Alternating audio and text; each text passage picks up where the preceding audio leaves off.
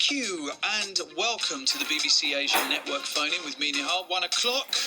And I would like to know from you today, would you mind if your son or daughter married someone from, oh no, a different religion? Perhaps you were that person who married someone who was not of your faith, or perhaps didn't even have a faith. And how did that play out? Why did you do it? Would the easier route have been just to simply say it's not going to work?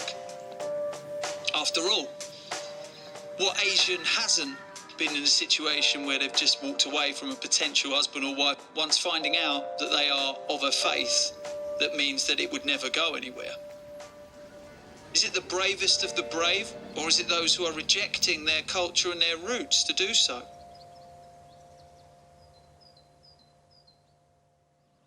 I did feel really guilty, the fact that I liked him. And I thought, oh God, I've got feelings for someone who I really shouldn't have feelings for.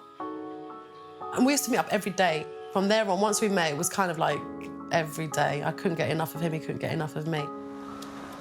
For me, as a preacher, as a Muslim theologian and jurist, when I see the reality on the ground, it really shakes me. I can stand on the pulpit and tell the worshippers that this is the law. The Muslim woman cannot marry a non-Muslim man. But at the same time, I know the reality on the ground, that it is happening.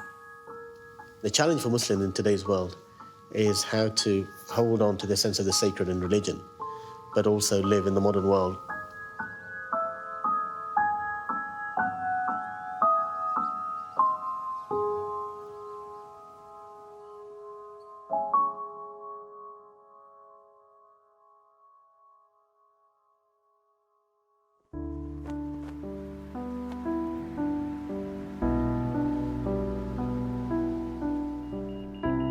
Colchester was predominantly white and middle class. I won't lie, growing up, I didn't feel like I had much exposure to other Asians. I could count on my fingers how many Asian families were around here.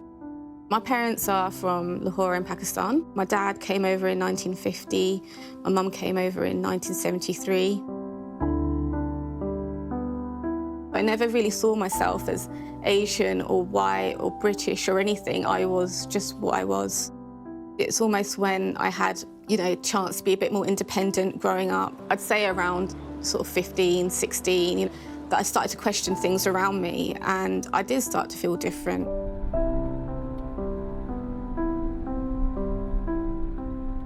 My parents are from India.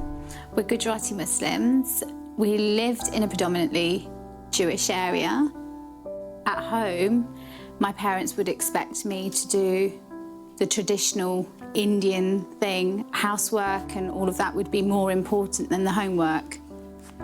Religion was an important part. I'd have to pray. Although they weren't like forceful or anything, but they always reminded me of my roots and what's important, and that this life is just temporary. I'm the eldest of 5. We grew up in northwest London. My parents are from Morocco. We used to go to Morocco every year. We used to go for 6 weeks. Grandparents from both sides. That was my favourite time of my whole life. I'm able to connect with the Moroccan side and connect with the British side, the Muslim side, and makes me me. As a growing teenager, I didn't have any freedom. I knew I wasn't to lose my virginity until I get married. I wasn't to go out drinking. So growing up, I had my boundaries and I knew what not to do. So there were people having parties and I just knew not to ask, just because I would never be able to go anyway. When you kind of grow up in a culture that is foreign to your parents' culture, you almost feel like you have to overcompensate. So I grew up thinking I was never Pakistani enough. I was never anything like my cousins back home. So I always felt like I was on the back foot. So I had some kind of guilt inwardly about how Muslim or how Asian I was. The challenges faced by Muslim parents are the same as those of any parents, to give your children a good education and equip them for life skills. But the specific issue which Muslims face in terms of integration, discrimination, increasing Islamophobia, in the Western world. Those are extra challenges and burdens placed upon Muslim parents. It's a difficult one to navigate, but of course, parents do their best. Britain is a free, liberal society where individual freedoms are really championed, and they should be. And as we raise our families in this society, we are facing challenges which perhaps our fathers, our forefathers never even envisaged or had to face themselves. They've got their tunnel vision that this is the way it is. You know, they've got their whole plan when their daughter was born that, you know, she's going to have an arranged marriage just as they did. But I don't think they took into consideration the fact that they're bringing me up here in London, you know, with such a multicultural society. They'd expect me to help out in the shop. They'd expect me to help out at home. You know, the time that I had coursework and things, that's when I sort of started realising that I want to do well at school and what was the point of all this education if they're not willing to help me out by just give me a break from cooking chapatis or whatever in the evening. I noticed a shift, certainly in my dad, when he expected me all of a sudden, as soon as I sort of started college, and it was the mixed, you know, environment, he was like, no, you need to cover your hair. My friends were like, oh my God, what are you doing? But I'd just take it off afterwards. And I remember one time my dad came to check up on me at college, and some of my friends, they're like, oh God, you know, Fatty, you need to get your headscarf on, your dad's about, you know. So I had all of that. Even if I had, say, like cousins who were boys, even then he would be protective, saying, oh, no, you know, what are you guys all playing upstairs for? Come play downstairs. He was that protective. So I suppose because of the fact that he didn't want me mixing with any guy, I don't know whether that sort of had a sort of rebellious effect on me.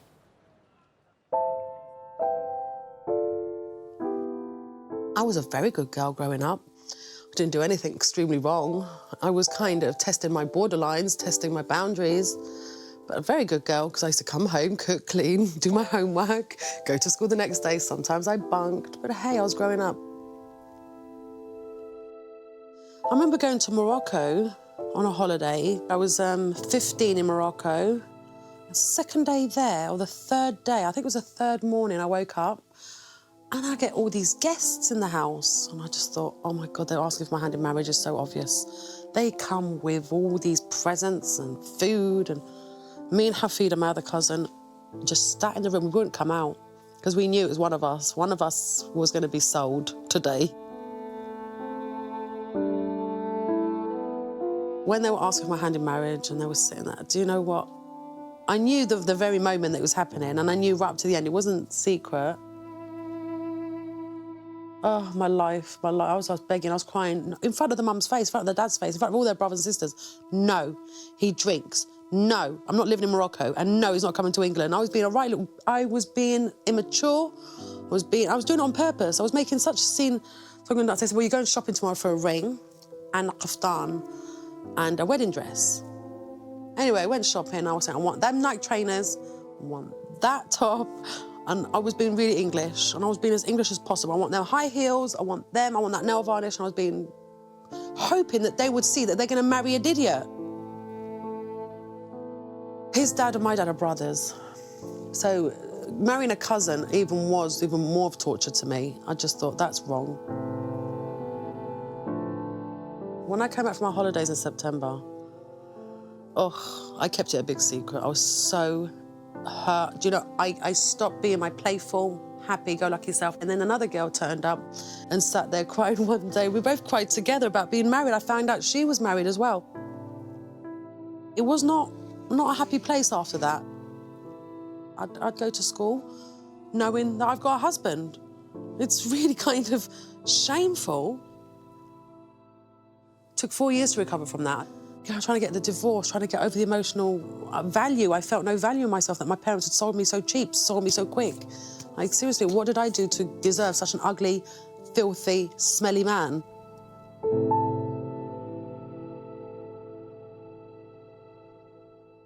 When I turned 19, 20, in my university years, I felt I suddenly had to switch roles a little bit, because I think when the subject of marriage became more apparent as I grew up, I think that's where I realised a level of conformity may be asked of me.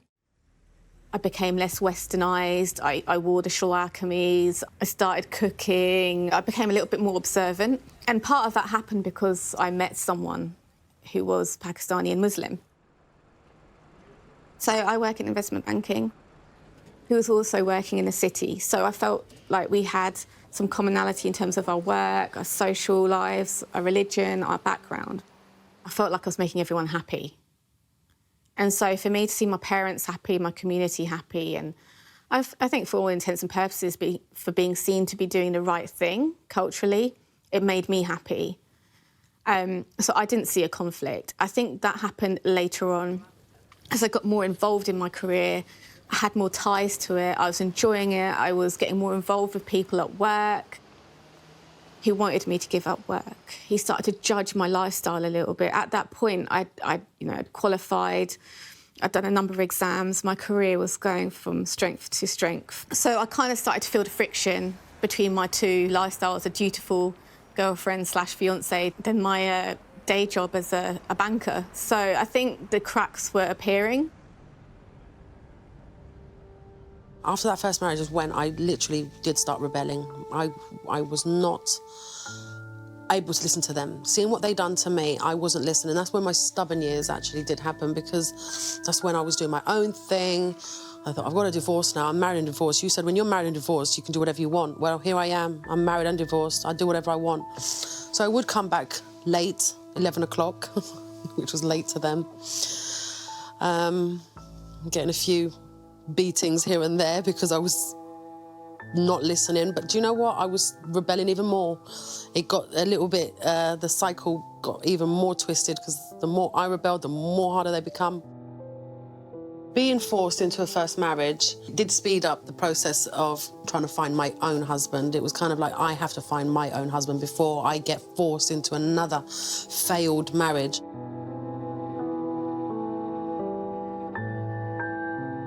When I did call it a day, I knew it wasn't right for me. I felt immense guilt. I'd let everyone down. How I describe him was the person that I would have thought my parents had in mind for me growing up. He had everything that I would have thought on paper that they wanted, so I felt incredibly guilty. I'm quite sensitive, and I think when you grow up in a dual culture, you are sensitive about offending your parents. So yeah, there was a lot of friction. And I suppose for a few years after I broke up with my ex, I went clubbing, was out in London every single night, drank, dated inappropriate men, dated men not from my culture, not from my religious background. But that wasn't just me letting off steam. I'll fully admit part of it was. I mean, I'd just been in a very constrained relationship. I was trying to find out who I was. But part of me wanted to know why these things were seen as being so bad. I hadn't even had a glass of wine till 2008. But before that, I was vehemently anti-alcohol, incredibly judgmental. But then, it occurred to me, well, how can I judge something I haven't tried? Just to see what was out there. And I think that's just part of growing up as well. It wasn't some kind of crusade to go against my upbringing. I just wanted to live life, and I wanted to be sure that next time I was with someone in a serious way, I wasn't thinking, what if? I wasn't thinking, is this the life for me? Is this something else I haven't tried? I just didn't want to be with someone because I was told that was the right person to be with.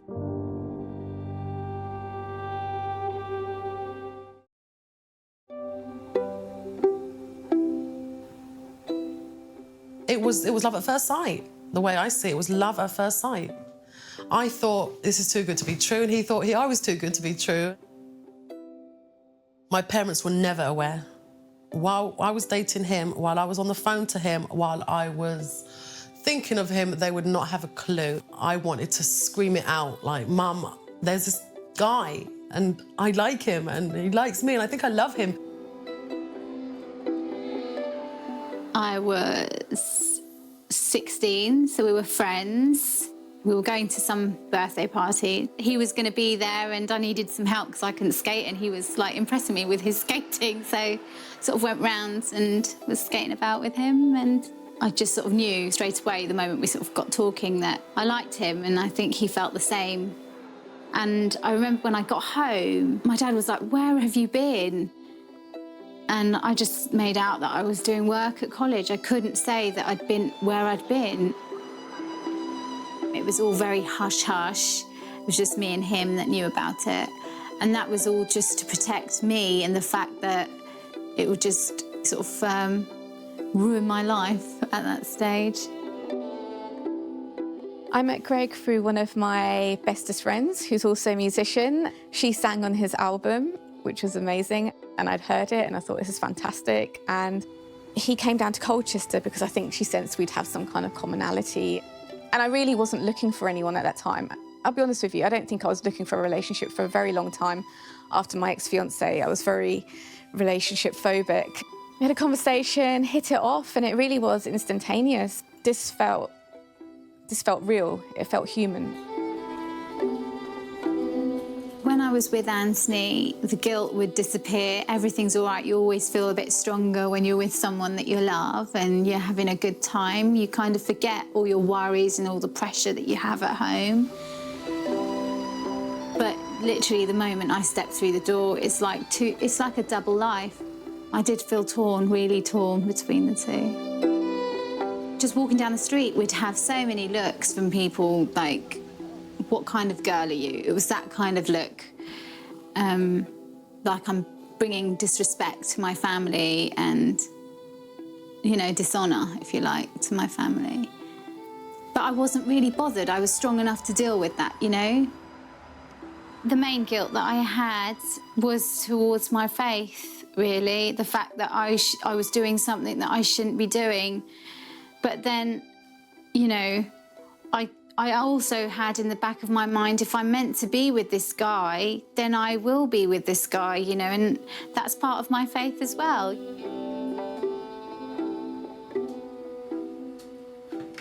Part of the laws of Islam say that a man and a woman can only be intimate and together physically if they are married to each other.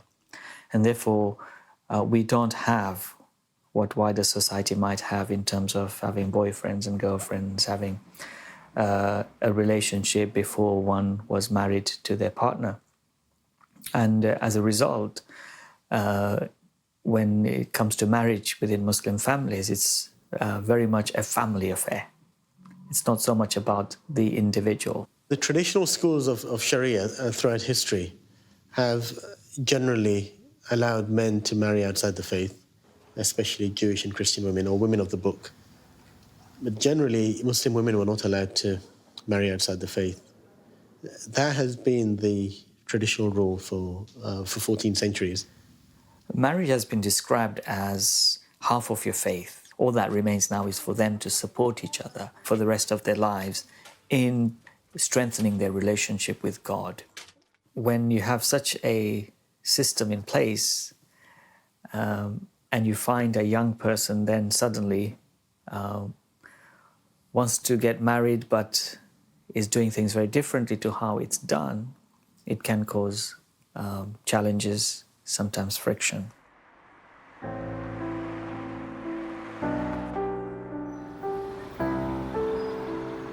They locked up the shop, even though it was daytime, and they took me to the back. And my mum asked me if I've been doing anything I shouldn't have been doing. And I said no, and then I knew straight away that this is, you know, they know something or someone's told them something. I couldn't understand how she would have found out because I was quite careful. Then she said that she found some letters when she was tidying up in my bag. And who is this Anthony? She was really, really angry, really sort of vicious, saying, "What the hell do you think you're playing at?" And I was denying everything at first, denying everything. And I think they threatened me with like a broom. They had a broom there. And they said, if you don't tell us, we're going to beat you with this. So, which they didn't, but they did use it as a sort of tool, like, we will beat you if you don't tell us the truth. So I told them that, yes, I've been seeing. And then my mum goes, I used to hold my head up so high. You're such a good daughter and you're nothing now.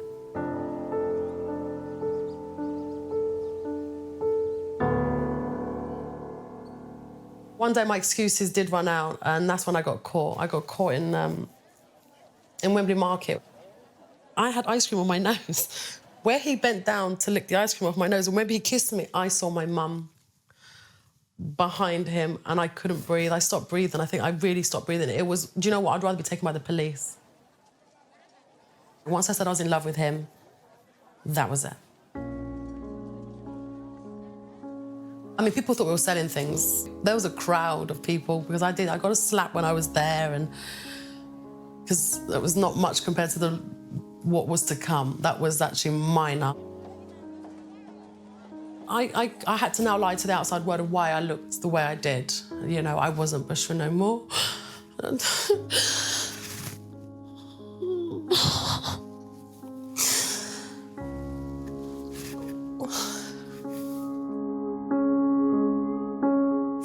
I could have actually had a better life if they didn't make me twist and lie and make every corner far easier than being at home. See, I stopped wanting to be at home because of their silly ways, and it was nothing really I was doing, it was nothing so big. All I did was fall in love. All I did was grow breasts, and all I did was grow up. I was crucified for being in love for a good 3 months. I don't go out, don't see anyone, and had my phone taken off me. No more college, no more work, no more nothing. It became home, home and home, just stay at home.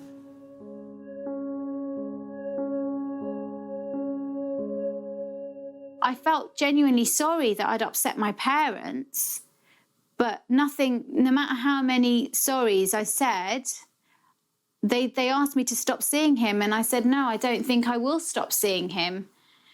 And then they just said, right, you're not going to college at all anymore, you're going to start working in the shop until the day you get married. So eventually I got to a point where I thought, I can't stay here anymore. They don't love me, they don't care. I'm just literally their slave, if you like. So I just rung up my friend one day and I said, and I knew my parents were going to be out, and I just thought, right, I've got 10 minutes to get my stuff, I don't know, 10, 15 minutes to get my stuff together, and I'm just going. And then Anthony found out where I was and then convinced me to come home. It was all really stressful. I came home and I said, well, I need to go to college. I can't work in this shop. I'm not going to have an arranged marriage, and I want to marry Anthony at some point.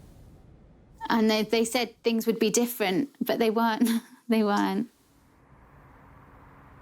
Most parents tend to be overprotective, maybe rightly so, and I can understand that on several levels. One is the first level, which any responsible mother or father will feel their duty to God and the requirement to follow God's law. And then you have the societal and social pressures of your family, your extended family, your friends and neighbors. In most cases, it is seen as a bad thing for the parents that, oh dear, your son, your daughter is seeing somebody that they're not married to, or somebody who's not Muslim. So there are all these pressures. He was really fearful of my dad, just from my stories. He was panicked. And I kept telling him, the only way we're going to be together is if we get married. And he'll say, no, I can't get married, I can't do it. And I think for 1 week, the longest week of my life, then we broke up. Or was it 4 days? Something like on them lines, it felt like a week. It was 4 days. And he says, what have I got to do? I can't live without you. Traditionally, Muslim women were not allowed to marry outside the faith. So what's been happening for the last 30, 40 years in Britain is where Muslim women did want to marry somebody who's not Muslim, it would automatically assume that he has to convert to Islam. That's the only way she can get married to him. And certainly throughout the 70s, 80s and 90s, that's what generally happened. He stepped up, he met my dad, and he says, "Are you willing to convert?" And he says, "Yes, I'm willing to convert." We went to a mosque and we done Shahada. And he's a very Catholic boy. I mean, so Catholic, he would do his Catholic thing before eating. He would do his Catholic thing before anything. He would do Easter, Lent. I mean, I didn't know much, but I got taught more from him. So for him to be such a strong Catholic, and he changed. And the reason why he did is he did say that we believe in exactly the same thing. There's only a few little differences. And he really did see it as the right religion. So it took a man and a half to have to do what he did. That was when I got married. That was the second stage of my life, and I wish they didn't do it so quick, that's all. They married me off in 3 months flat. It took me 2 years to come out to my mum about Greg, actually, because I feel like I didn't want to rock the boat till I knew myself that it was going somewhere. There was no need to drop this bombshell if it was just going to be a fly-by-night relationship, or something that was just not going to work. So I felt like I owed it to myself and I owed it to Greg to give the relationship a good go before I started bringing other people into it. And also, I know if I was to bring it up very early on, I know my mum would have impressed the importance of marriage early on, because from her point of view, people don't necessarily date for such a long time. So, you know, there would have been pressure on us from day one to get married fairly quickly. And I wanted to give the relationship a fair go. My real appeal to young people would be, you have every right to find happiness for yourselves in your lives, to find a person that you can be married to. But in your own mind, for yourself, with your relationship with God, you should try your best to make the right choices. If you're going to go ahead and marry someone that you really, really love, but your life is going to be filled with challenges from your parents, from this, from that, from the other. It's a life of turmoil. So please don't make hasty decisions. Don't rush to make a decision. When I got married, I expected my life to obviously dramatically change, and it had. You see, I had a new job, new life, a new house. The freedom that I had, I could go wherever I wanted, when I wanted. It wasn't that I was chasing no more. It was chasing just to be happy.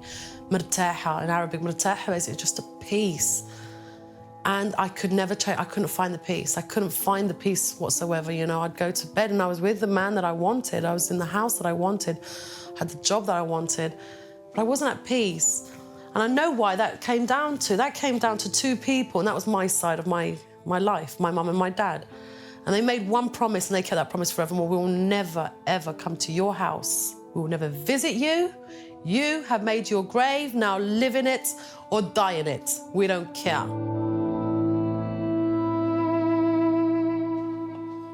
Well, my mum,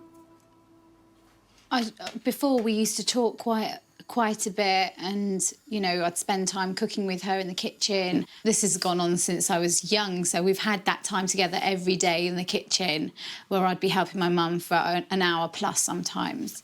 Before, I used to be able to confide in her and tell her everything, but this very one thing, that's the one thing I couldn't talk about.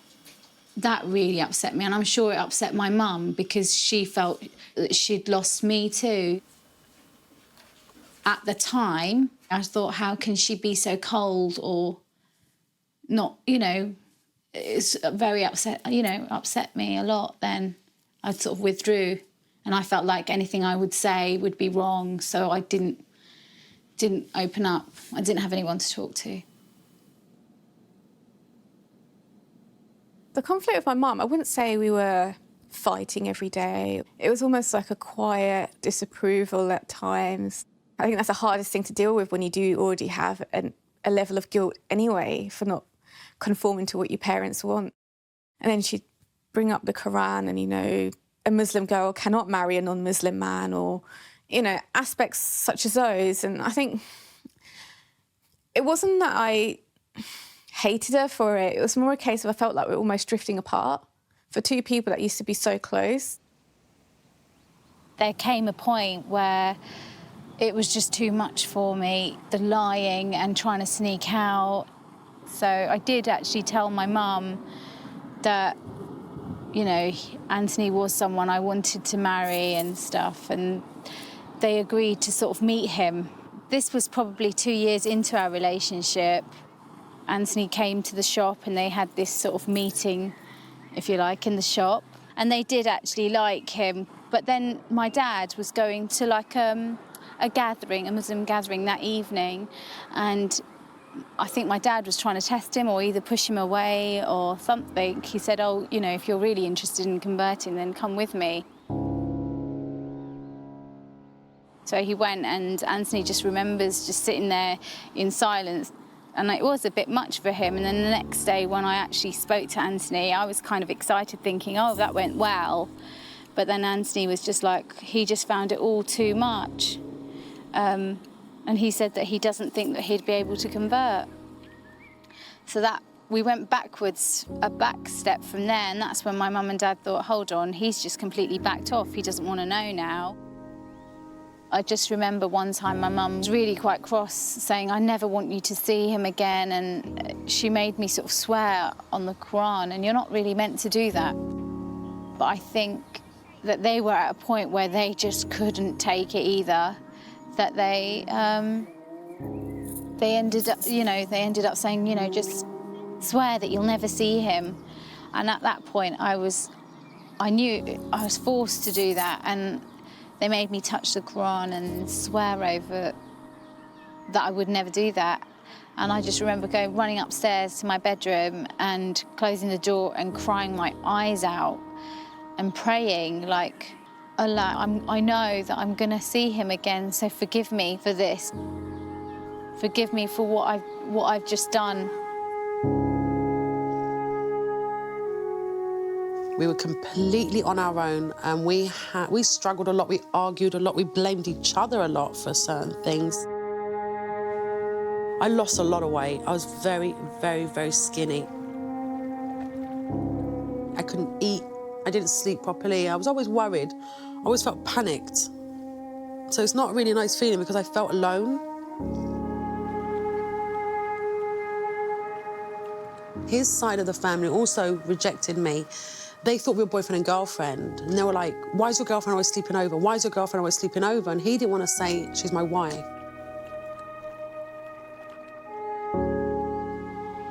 His parents didn't know about me because he was just scared to tell them, because he went behind their back as well. Maybe they were a little bit frightened because it's all new to them as well. You know, my culture, and it's what you're used to, isn't it?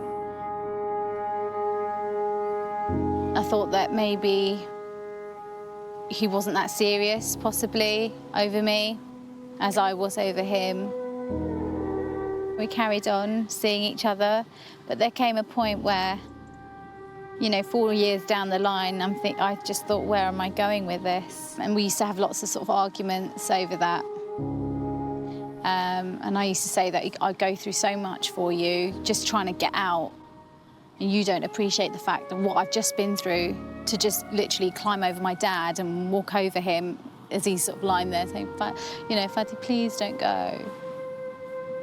And I'd be like, no, I'm going. And it got to that stage where I would just literally disobey my parents. One day, I had enough. They were like, you think you're married? You liar. So I brought out a wedding photo. I went, there it is. Did I make this up? And that was it. There was silence. The biggest silence of my life. He said to me, like, the same as your dad is with you is exactly what I'm going to be under. It's that kind of attack. And I said to him, well, you have to tell them. And he did. He said, we've been married now for 3 years. Oh, the horror on their faces. I got the biggest lecture from his mum. You know, you're now an Ikwasi girl and you're going to do things my way, and you're married into our family, which means you're going to become one of us, and you married into my... Oh, my God. And I was like, I cannot be serious. I said, I've been doing this for the past 4 years. They're just as strong as us. In background, in language, in culture, in traditions, they, I think, are even tougher. I mean, Moroccans versus Nigeria, for me, is full force. So he had it just as hard. It was 2 big battles we had, big fights. And this was before even the baby turned up, you know.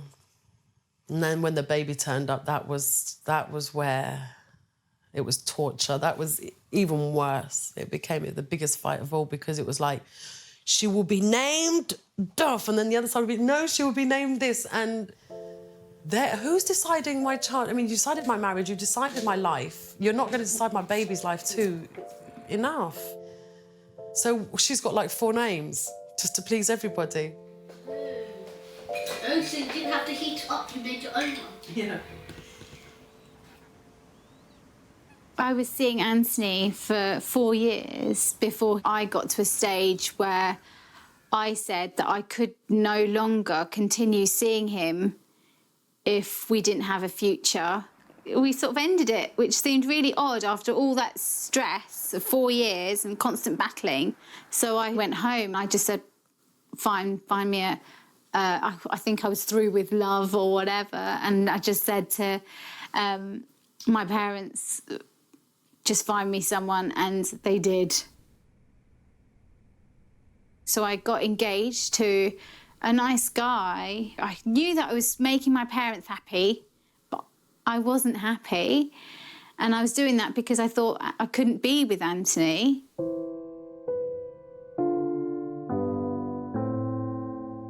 It was only a few days after I got engaged, Anthony told his parents, and within that time, he tells me that he'd stopped eating, and he just looked really sort of ill, and his parents actually asked him what was wrong. And that's when he sort of broke down and said to his dad that, you know, he wants to be with me, but he'll have to change religion to be with me. And at that point, I think his parents just knew that, you know, there was a spark missing from Anthony.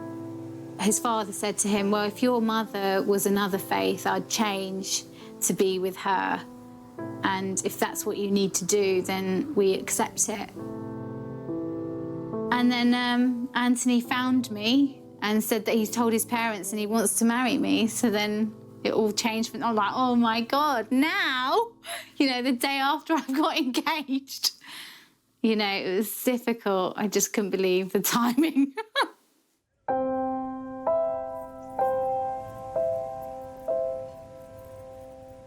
It was only a month after that conversation, month or 2, that we got married. I think we just decided we were going to get married and that's it now. We wanted to get married, so it was all really quick.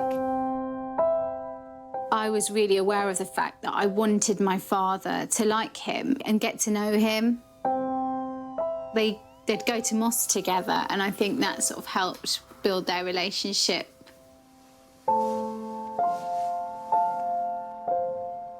After we got married, people in the community were really welcoming, actually, with Anthony, and I think that was just down to the fact, though, that he was making himself part of the community. He did attend mosque in the evenings with my brothers, and they accepted him.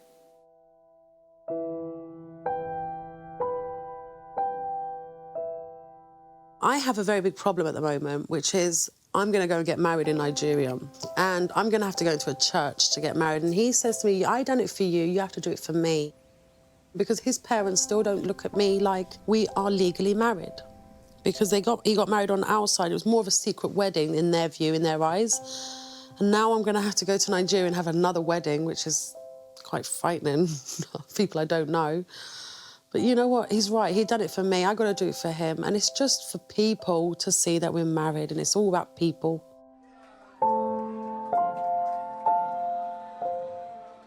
Converting someone, no one could ask me to convert to Judaism. I wouldn't convert. So a church boy like this, to be Muslim, I was asking for heaven and earth.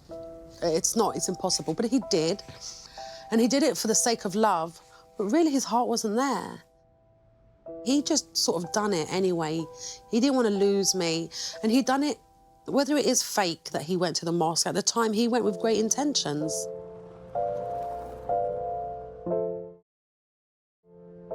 What we've noticed since the noughties is that more and more men, and the women, are actually saying this is not acceptable. We don't want half-hearted conversion or forced conversions, and no man should be forced to change their religion against their will, unless unless it's a heartfelt conversion.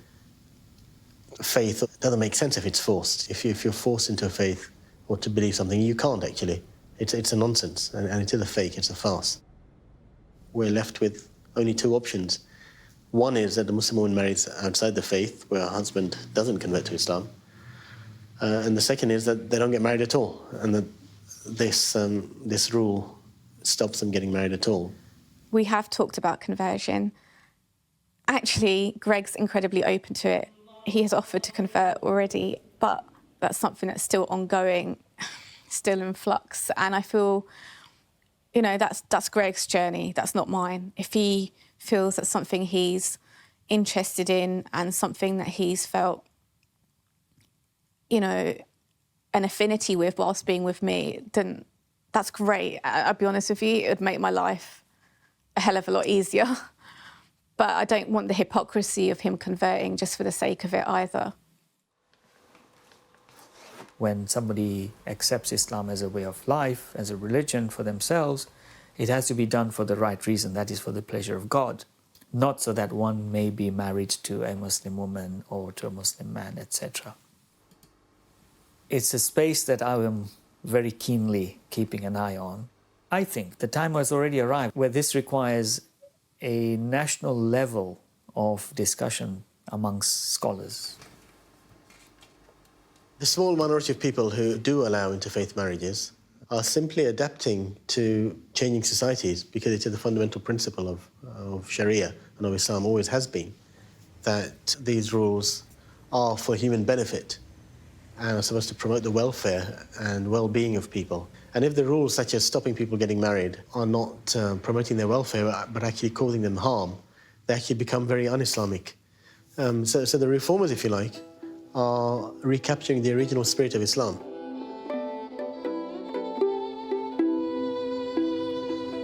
I know that it's happened because I wanted it to happen. I could have just backed off and done exactly what my parents wanted me to do, but I sort of made it happen.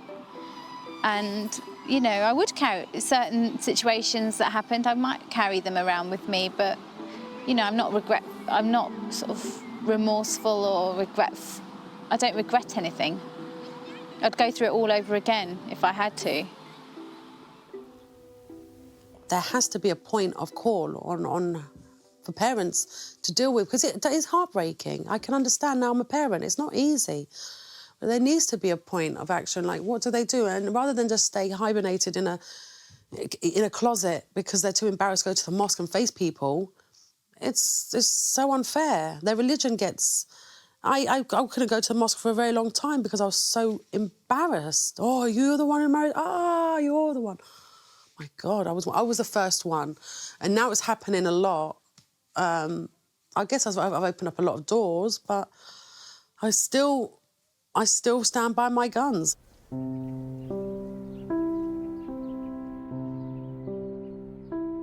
Everything's worked out now, but at the time, as a 17-year-old, I just thought, you know, I've really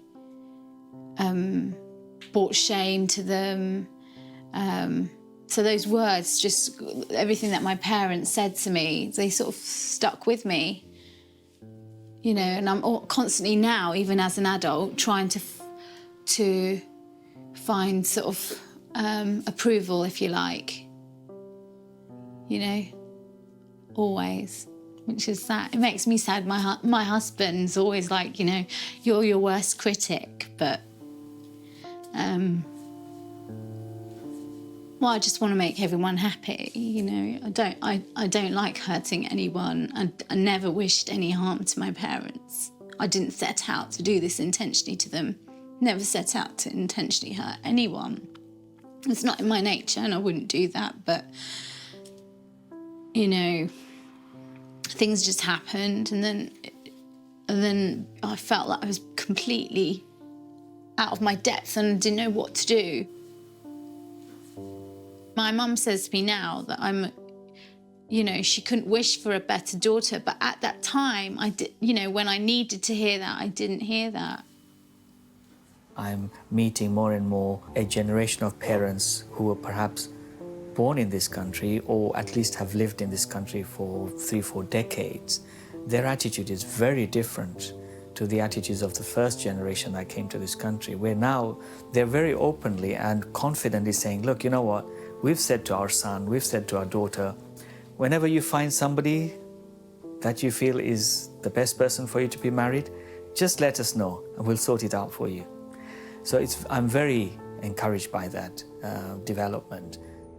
The new challenge now is that what if their youngster goes and finds somebody of a different religion that they want to be married to? And especially if their daughter wants to marry, say, a Christian man, what then? And that's where the real challenge lies.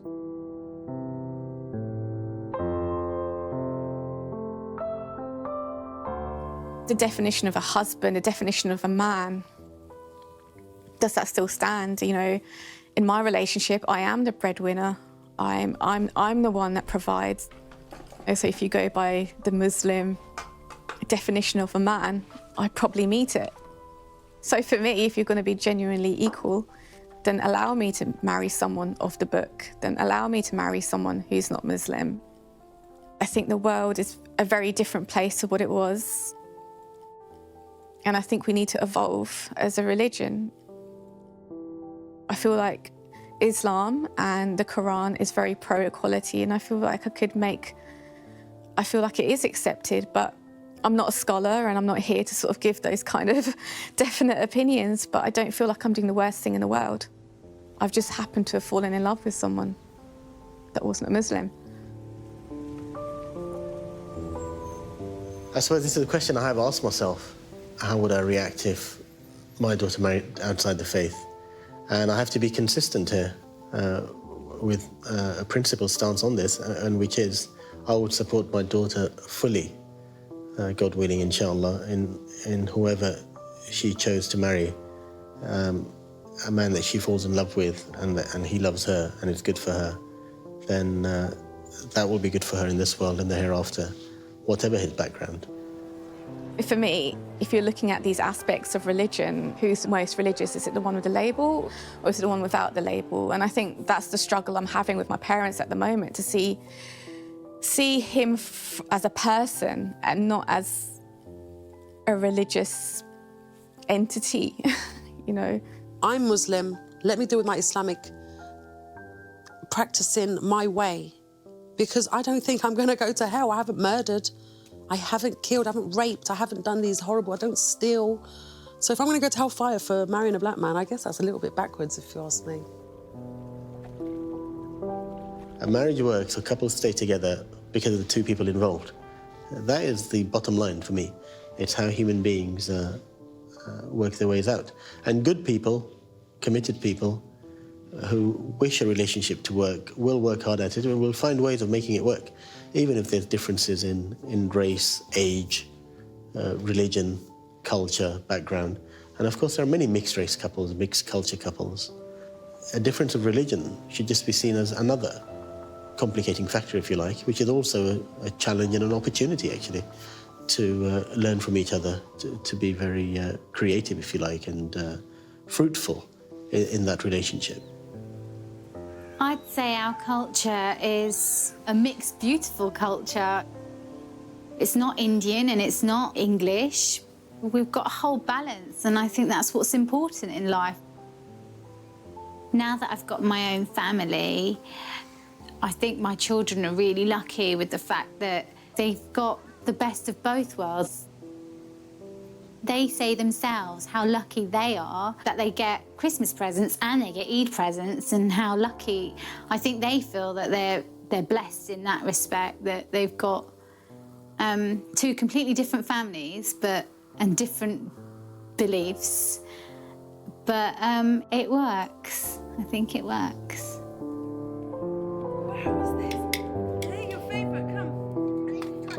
At this time of my life, this point, I have no regrets, no guilt. I feel like I have conquered and I've got to the strength that I am today because of all the suffering that I suffered in the past. I don't blame anyone. It's just made me and my husband and my family work harder to be together more. We're not going to be battered down. We're happy. We smile every day. We laugh all day long because we won.